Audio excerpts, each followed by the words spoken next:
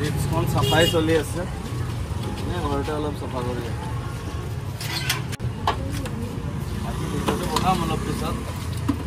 গাড়ীখনৰ গোটেই ভিডিঅ'টো অলপ চাফা কৰি দিছোঁ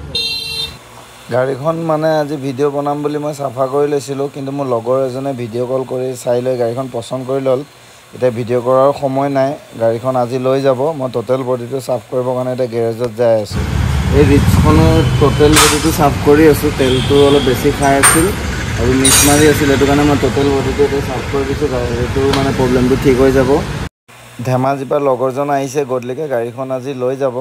গোটেইখিনি কমপ্লিট কৰি পিনে মই আপোনালোকক দেখাম এই ৰিক্সখন মানে বিক্ৰী হৈ গ'ল দাদা মানে মোৰ মানে একদম ক্ল'জ দাদা মানে লগৰ এই মানে ভিডিঅ'ত নাহে গাড়ীখন গুচি গ'ল আজিৰ পৰা তাৰ লগত থাকিব এতিয়া ভিডিঅ'টো তাৰ লগত বনোৱা নহয় মই অকণমান লাজ কৰোঁ মানে সেইকাৰণে ভিডিঅ'ত লোৱা নাই আপোনালোকে বেয়া চেয়া নাপাব আৰু এই লাজ বহুত কৰে বিয়া চিয়া পাতিলে নহয় সেইটো লাজ কৰে সেইখন গ'ল ৰিক্সখন দামটো কি ক'ম আৰু দাম চাম নকওঁ আৰু চব হুইল কেপ মোবাইল চবিল নিজে চব কৰিলে চেঞ্জ এইটো ভিডিঅ' আজি ইমানতে খতম কৰিলোঁ গোটেই গাড়ীখনৰ ভিডিঅ'টো এটা ৰিভিউ বনোৱাও নহ'ল